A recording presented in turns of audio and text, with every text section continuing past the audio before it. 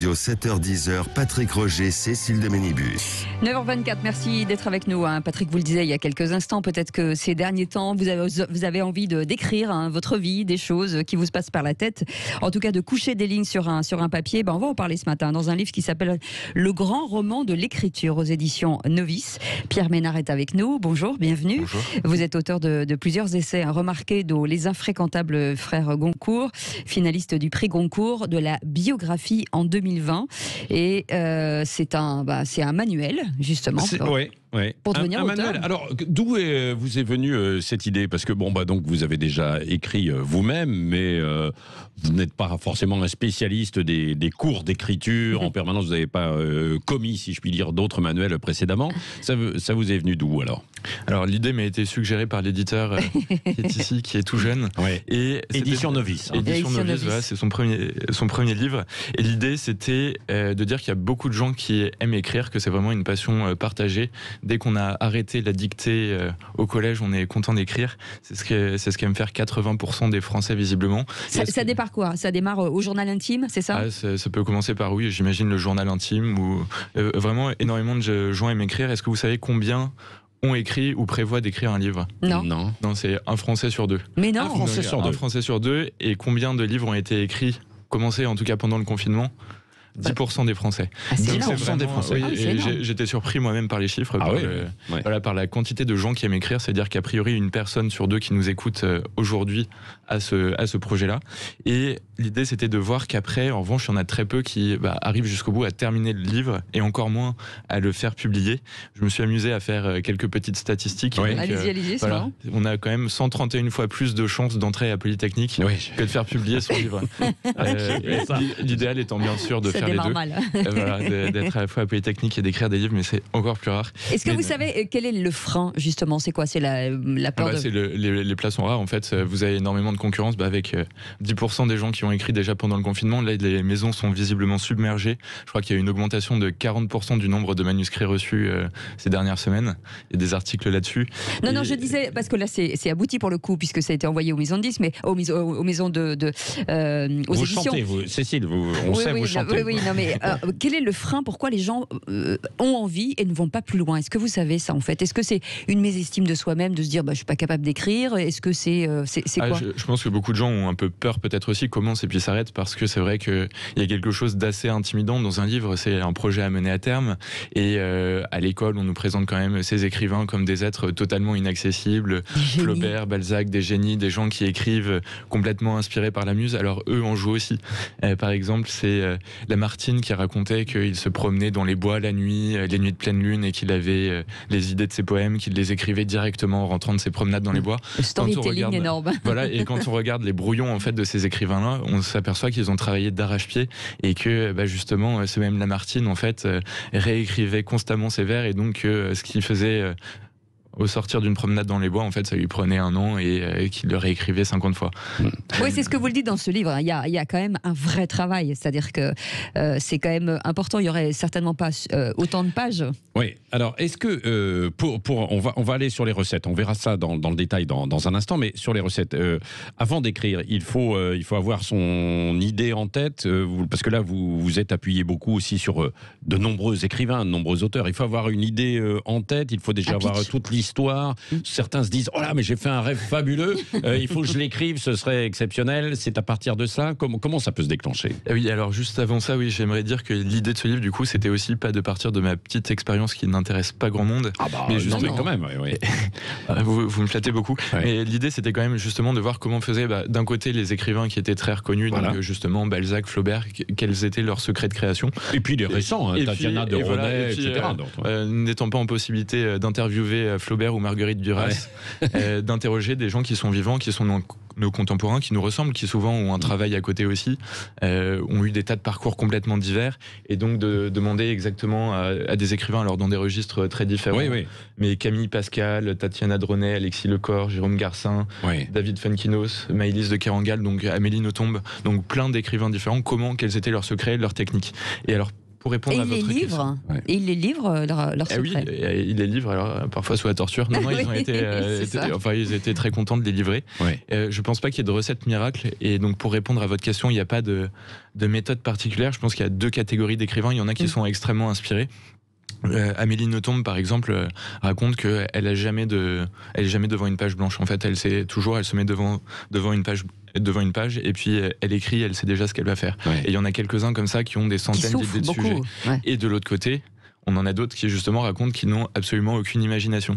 Et j'étais très surpris par exemple de découvrir que Zola racontait qu'en fait il avait très peu d'imagination et que pour lui, il voyait même dans l'imagination la déchéance du roman moderne. Et donc ce qu'il disait, c'est que il avait une idée de sujet, par exemple il voulait écrire sur les actrices, et qu'est-ce qu'il allait faire? Alors il allait enquêter, lire des journaux, entendre des témoignages, interroger des gens, faire un énorme travail de documentation qu'il allait ordonner, construire une vague intrigue autour de ça, et il racontait, en classant justement tous ces documents, le livre allait tomber tout seul. Et c'est ce que disent d'autres écrivains aussi.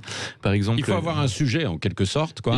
Il faut avoir une idée de sujet. Il faut énormément se documenter pour être capable de donner les détails, puisque c'est là où évidemment se fait toute la différence, quoi. Où on est crédible ou pas crédible, quoi. Voilà, je pense que un des conseils quand même à faire ressortir, c'est que quel que soit le livre, c'est quand même très bien de se documenter. Il y a très très peu d'écrivains qui racontaient qu'ils écrivaient au fil de la plume et sans jamais faire de recherche. Et ça, même pour des romans ou des sujets dont on n'aurait pas idée, qui demandent autant de recherche, il y a tout un travail de recherche. Flaubert, par exemple, passait 7 ans en moyenne pour faire un livre, dont 5 à faire des recherches. Ouais. Allez, on va poursuivre dans un instant. Oui, avec des appels plein de questions. Au 0826 300 300. Vous pouvez appeler, demander en fait des conseils. Il n'y a pas de recette magique, mais enfin, il y a quand même, un certain nombre de pistes qu'il faut savoir ensuite défricher, observer un petit peu, évidemment, son entourage, se documenter pour pouvoir ensuite écrire, quoi. Allez, on en parle dans un instant. Ce livre, ce matin, c'est le grand roman de l'écriture aux éditions Novice, avec Pierre Ménard qui est avec nous, auteur de plusieurs essais remarqués. Donc, je les rappelle, Les Infréquentables Frères Goncourt. Et puis, vous êtes finaliste aussi du prix Goncourt de la biographie en 2020. Je revenais sur un point important avant de prendre nos auditeurs, l'importance finalement de la personnalité des personnages, de la personnalité des gens, et je faisais le lien avec la politique où les journalistes disent que maintenant, depuis le départ de Donald Trump, Joe Biden, l'histoire ne sera pas racontée de la même façon puisque le personnage est entre guillemets un petit peu plus pauvre. Est-ce que cette importance dans un roman est capitale? Je pense que c'est la clé d'un bon roman, c'est vraiment de pouvoir s'identifier au personnage. C'est ce qu'on va retenir. D'ailleurs, ce qui est amusant, c'est qu'il y a une étude qui avait été faite, un sondage auprès de jeunes Anglais, et alors la moitié d'entre eux doutaient de l'existence de Churchill, de Richard Cœur de Lion. Les gens, il n'avait jamais existé. Et en revanche, il y avait, je crois, 2/3 d'entre eux qui ne seraient pas étonnés de rencontrer Sherlock Holmes dans la rue. Ah oui. Donc ça montre à quel point parfois la frontière prend une réalité incroyable. Est ténue entre les deux. Et donc oui, je pense que vraiment une des clés d'un bon roman, c'est d'avoir un personnage qu'on retienne. C'est le cas si on lit le Comte de Monte Cristo. Vraiment, c'est quelqu'un qui va nous accompagner, qui va nous marquer. D'ailleurs, souvent les livres portent le nom du héros, c'est pas un hasard aussi. Et donc oui, il y a quelques méthodes là-dessus. Par exemple, déjà trouver un nom pour son héros, beaucoup de méthodes pour ça. Oui, vous le dites, sur une lettre, sur une enveloppe, on a écrit son nom, son prénom, on a regardé, géolocalisé à peu près où il puisse aller, le prénom, le date forcément, tout est important finalement. Et c'est ça, c'est Flaubert qui était en train de pleurer parce qu'on voulait changer le nom du héros de l'éducation sentimentale. Il disait il faut réécrire le livre, dans ce cas plus rien ne va couler de source à cause de son nom du héros. Et c'est Simenon aussi qui racontait sa méthode pour écrire un livre. Qu'est-ce qu'il faisait? Il ouvrait un annuaire au hasard et puis il cherchait là-dedans un nom de héros, et à partir de ça il allait justement réussir à échafauder son livre. Ah oui, non, ça c'est très bien. Harry Potter aussi, certains disent mais il a existé, oui, enfin pas vraiment. Il est sorti de l'imagination et de J.K. Rowling, quoi, qui était désespérée, d'ailleurs. C'est assez incroyable, elle est superbe cette histoire. Elle était désespérée, et puis elle était dans un bar, dans un pub en fait écossais, elle écrivait en fait des histoires, et c'est comme ça que ça a démarré. Et puis je crois qu'elle a été refusée, je sais plus si c'est 11 ou 13 éditeurs, et puis finalement il y en a un dernier qui l'a accepté. Et c'était un des enseignements que je voulais montrer dans le livre, justement, avec toutes ces interviews notamment, et tous les échecs qu'on connaît. Proust qui a dû payer pour éditer son premier livre, qui a été refusé absolument partout. Flaubert qui s'est fait rejeter de l'éducation pour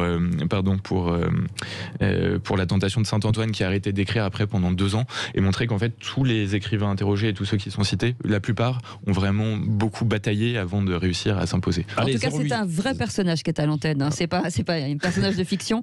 Frédéric est avec nous au 0826 300 300 et il nous appelle de l'Île-de-France. Bonjour Frédéric. Bonjour à vous, bonjour à vos auditeurs. Bon, Bonjour. vous êtes Bonjour, Pierre. oui. Alors vous êtes déjà justement un écrivain. Ouais, un auteur, C'est ouais. ça, un auteur. hein. Ouais. Oui, L'histoire extraordinaire d'un homme très ordinaire. oui, Entre merci autres. de le dire.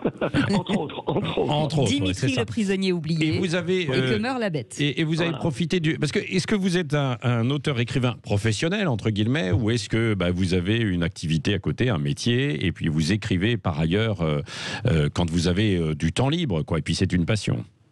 Oui, j'ai eu un métier très longtemps, j'ai toujours quelques activités professionnelles, mais l'écriture, comme vient très bien, vous venez de le dire très très bien, l'écriture c'est une passion, on en rêve tous, on a envie de le faire. Moi, il y avait très longtemps que j'avais des histoires qui me tournaient dans la tête, donc maintenant que j'ai un peu plus de temps, j'ai décidé de me mettre devant la page blanche de mon écran d'ordinateur et d'écrire. Ouais. Qu'est-ce qui vous a tourné, vous, vers l'action, le thriller, parce que c'est ce que vous écrivez? Pourquoi ces thématiques? Je crois que c'est Jean d'Ormesson qui répondait à une journaliste en disant « Comment faites-vous pour parler aussi bien des femmes ?» Et il répondait « On ne peut bien parler que de ce qu'on connaît. » Donc, si vous voulez, ces thrillers, ça a été ma vie professionnelle pendant 40 ans. Donc, j'ai plein d'aventures à raconter et donc je les mets en lumière à travers mon personnage principal, mon héros. Vous en parliez tout de suite des héros, là, Marcus. Et je raconte quelques-unes de ses aventures, de ses actions. Ouais. Et est-ce que le confinement et puis la crise que l'on vit influe là sur votre écriture puisque vous écrivez, vous êtes en train de rédiger un 4e roman. Est-ce que ça change en quelque sorte votre orientation? Alors, le confinement, oui, parce que comme tous les Français, je l'ai pris au départ peut-être avec un peu d'amusement, un fort étonnement et rapidement de l'inquiétude, parce que c'est quand même assez violent. Du jour au lendemain, on nous dit « Vous restez chez vous, vous n'avez plus le droit de sortir, sinon il faut un petit papier et vous risquez d'être contrôlé. » Moi, sur mon bureau, me regardait mon 4e manuscrit, celui qui va être édité dans quelques semaines, qui était terminé, que j'avais envoyé quasiment à mon éditeur. Et j'en ai profité pour le relire peut-être une 103e fois. Pierre doit rire quand il entend ça. Oui, absolument. Oui. Voilà. Et rapidement, je me suis mis à l'écriture d'un nouveau roman. D'une nouvelle aventure de mon héros Marcus. Je me suis plongé dedans parce que je voulais pas rester désespéré devant la télévision qui me assommait en boucle de nouvelles terribles. Voilà, donc j'ai dit non, à un moment j'ai dit il faut que j'y tienne, c'est pas possible. Et je me suis mis à fond dans l'écriture de ce roman et en fait, au fil du temps, au fil des jours, en sortant, faire des courses, etc., j'ai entendu les gens. J'ai écouté les gens et j'ai commencé à noter de la tristesse, une forte tension, une perte de repères, de la dépression.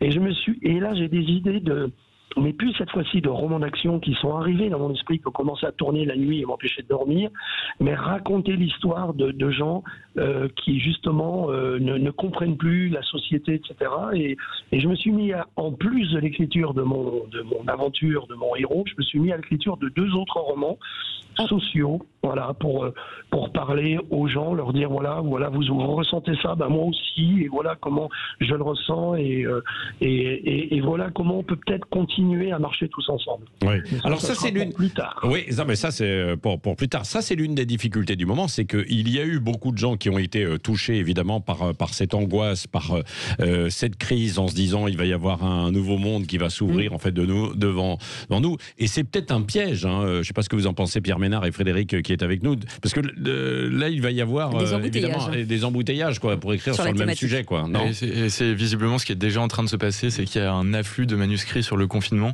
Ouais. Je crois qu'à la sortie du premier confinement, il y a une centaine de livres qui sont parus en quelques semaines sur justement des journaux intimes de confinement, des choses comme ça. Donc oui, il y a vraiment une tendance. Et sur une vision du monde d'après, c'est-à-dire là, c'est plus de l'essai, on n'est plus dans le roman, quoi. Et là, on est plus dans le Jacques Attali. Alors oui, non mais c'est vrai, dans le Jacques Attali. Alors après, il faut avoir un peu d'expérience pour ça. Frédéric comme Pierre, vous dites écrire, et alors il y a des auditeurs qui doivent se dire, mais alors est-ce qu'ils écrivent vraiment ou en fait on n'écrit plus, parce que vous disiez on prend la plume, etc. Ou est-ce qu'on continue de le faire comme ça, ou on tape évidemment sur ordinateur? C'est une question que j'ai posée à beaucoup les gens que j'ai interrogés. Ouais. Et effectivement, presque tous ont dit qu'ils avaient fini, même les plus résistants, à abandonner l'écriture manuelle. Donc la plupart quand même sont passés à l'ordinateur. À l'ordinateur. Même si tout le monde dit que ça change complètement le rapport à l'écriture, puisque le stylo, ça crée quand même une proximité, c'est un acte, alors que taper sur des touches, c'est beaucoup plus. Ça change même le style, les phrases se raccourcissent beaucoup. Oui. La ponctuation est plus forte qu'avant, mais c'est tellement plus pratique que effectivement presque tout le monde. Alors pour ceux que ça intéresse, justement, vous donnez un certain nombre de conseils pour écrire, parce que bien souvent on se dit oui, mais bon, je sais un peu écrire, mais bon, allez, je maîtrise pas tout. Et sur par exemple le choix du vocabulaire, c'est vrai que dans énormément de livres, dans les conversations ou dans les courriers qu'on reçoit, dans les mails, bien souvent on va au plus facile. Ouais, c'est assez pauvre en fait. Bah oui, on va, en matière de et vocabulaire. ça on l'apprend à l'école normalement, mais on l'oublie après de ne pas utiliser avoir, être, faire, chose. mais essayer de trouver les mots justes, quoi. Hein. Oui, je pense que vraiment ce qu'il faut, c'est arriver à faire entendre sa propre voix. Donc déjà un premier conseil, c'est d'oublier qu'on est en train d'écrire en fait, ne surtout pas chercher à impressionner, parce que c'est comme ça qu'on va faire quelque chose de complètement sibyllin, un peu grotesque. Ce que faisaient par exemple les frères Goncourt, où ils torturaient des tas de mots. Donc essayer d'écrire simplement, mais ça veut pas dire mal écrire, ça veut dire aussi faire un travail sur ce vocabulaire, donc avoir un petit carnet où on note des mots qui plaisent, relire les auteurs qu'on apprécie, voir ce qui marche dans leurs phrases, et puis oui, après éviter évidemment les fautes, les verbes trop communs, et notamment éviter tout ce qui est très plat, c'est-à-dire des adjectifs la guerre gracieux, c'est mal, voilà, des choses comme ça. Il faut vraiment essayer d'avoir des idées qui soient personnelles, ne pas dire ce que tout le monde dit, et donc ne pas hésiter à raturer, à supprimer tout ce qui est vraiment trop banal. Oui, dans Mais ces conditions. Est-ce qu'avoir une plume, justement, ça s'apprend? Est-ce que, parce qu'on dit toujours que les auteurs ont une plume, est-ce que ça s'apprend ou est-ce que c'est totalement subjectif? En fait, je pense qu'il y a deux réponses à ça. C'est qu'il y a des gens qui écrivent extrêmement bien dès le départ et naturellement. Et si on regarde, c'est un don. Voilà, c'est un don. Si on regarde Saint-Simon, par exemple, le mémorialiste, il a un style qui est très personnel, qui est souvent en plus plein de fautes de construction, plein de fautes de français. Mais il le dit lui-même, il est pas écrivain. Si on lui avait dit qu'il était écrivain et un des plus grands écrivains, il aurait ri. Il ne le pensait pas du tout. Mais lui, c'était vraiment un don. Alors sans doute aidé par une grande méchanceté.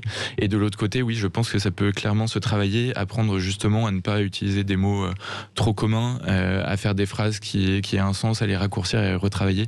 Je me suis amusé notamment à regarder ce que Proust disait sur le style de Flaubert, et en lisant ça, les critiques sur le style de Flaubert, Proust faisait lui-même parfois des phrases complètement incompréhensibles, très mal construites, donc il aurait mérité lui-même de se relire un peu. Oui, parce que c'est vrai qu'il faut avoir du vocabulaire, et c'est en cela que ça peut être un peu effrayant quand on se met quand même devant son ordinateur et pas une feuille blanche avec la plume, de se dire mais est-ce que je serais capable d'avoir une gamme de mots, un vocabulaire assez riche pour pouvoir illustrer tout ce que je souhaite dire, quoi. Je crois que c'est Racine qui écrivait ses tragédies avec 1000 mots. Il n'a jamais utilisé plus de 1000 mots différents, donc très très peu. Donc on n'a pas forcément besoin de connaître plein de mots très savants et très compliqués. Au contraire, ça peut rebuter le lecteur pour faire quelque chose de bien. Il faut apprendre justement à rester simple. Est-ce que vous pouvez conseiller on écrit une première version, entre guillemets, et puis ensuite on la retravaille en l'améliorant, comme quand on fait du sport. C'est-à-dire que on fait un premier essai, on se dit bon, c'était pas terrible là, je vais reprendre ça. Je pense que c'est ça vraiment la clé d'un bon livre en fait. Et s'il y avait une seule chose à retenir de ce livre, je pense que ce serait ça. Et c'est ce qu'ont dit tous les auteurs, sauf un ou deux, mais vraiment tous, c'est la relecture. Tout à l'heure, l'intervenant parlait de la 103e relecture, et c'est exactement ce qu'il faut faire, c'est-à-dire relire tout le temps, faire relire par d'autres, relire en imprimant. Ce que j'allais dire, est-ce que c'est faire relire aussi par d'autres? Aussi, il faut accepter justement que les autres, et leur demander d'être les plus durs possibles justement, et qu'on nous dise éventuellement en fait les 3/4 sont achetés, et se concentrer sur le quart. Je crois que c'est un éditeur de chez Gallimard qui avait répondu à quelqu'un qui lui envoyait son texte: Monsieur, page 23, une phrase est géniale, le reste est à revoir. C'était avec les profs. Frédéric, quand vous écrivez votre histoire, est-ce que vous avez déjà en tête, avant de commencer, la fin de l'histoire, la manière dont se terminera le récit pour votre héros et héroïne éventuellement? Oui, moi, quand les histoires, puisque je les connais bien, donc je connais la totalité de l'histoire. Après, je dois faire le tri parce que je veux intégrer dans l'histoire et ce que je ne veux pas intégrer dans l'histoire. C'est comme l'a très bien dit Pierre, c'est un travail. On pose sur son écran d'ordinateur l'histoire. Moi, je le fais comme ça. Je me concentre pas sur la qualité d'écriture quand j'écris sur l'ordinateur. Mais après, j'ai besoin d'imprimer en papier. J'ai besoin de sentir mon texte c'est là que je reprends mon stylo et c'est là que, je disais, c'est cette 103e correction, c'est là qu'on enlève ce qui n'a aucun intérêt, qu'il faut enlever. C'est là qu'on garde ce qui est intéressant, qui est le cœur du sujet. C'est là qu'on améliore. Mais moi, je veux pas avoir une écriture trop riche. Et comme vous venez très bien de le dire, si les gens doivent passer leur journée dans le dictionnaire pour comprendre les mots qu'on a mis à l'intérieur, c'est un autre style. Oui, mais Frédéric, est-ce qu'il vous arrive d'épargner des personnages que vous, puisque vous écrivez des thrillers, hein, est-ce qu'à un moment donné vous dites, Suna, finalement, il ne mourra pas? Est-ce que ça vous est arrivé? Non. Quand je sais qu'il doit mourir à tel moment, il est condamné. Il va quand même mourir. Alors éventuellement, c'est la manière dont il meurt qui peut changer. Ah d'accord. Voilà. La manière douce ou plus dure. L'avantage, c'est qu'on ne va jamais en prison. On peut tuer autant qu'on veut. On peut tuer. C'est terrible. Merci beaucoup. Le grand roman de l'écriture, c'est aux éditions Novice. Et on salue au passage bien aussi le courage de l'éditeur, du jeune éditeur Novice pour se lancer. Merci à vous, Pierre Ménard. Merci. Bien sûr, je rappelle aussi que vous aviez écrit donc Les Infréquentables frères Goncourt en 2020 et finaliste du prix Goncourt de la biographie également l'année dernière. Et merci à vous, Frédéric, pour vos romans. L'histoire extraordinaire d'un homme très ordinaire, Dimitri le prisonnier et Que meurt la bête, c'est aux éditions Édilivre à Paris. En tout cas, ça, on cite tout le monde. En tout cas, même si vous ne voulez pas écrire, lisez-le parce que c'est très drôle à lire et c'est nourri de plein de choses et c'est très intéressant. Le grand roman de l'écriture. Vous pouvez aussi lire le roman de Cécile de Ménibus sur sa vie. Alors allez, au revoir. C'est différent. Allez, c'est 9h48, c'est le grand matin Sud Radio. Un essai, c'est autre chose. C'est pas un essai, il faut le dire. C'est entre roman et essai, quoi. Oui. Allez, salut, à tout à l'heure. Sud Radio. Sud Radio. Parlons. Vrai.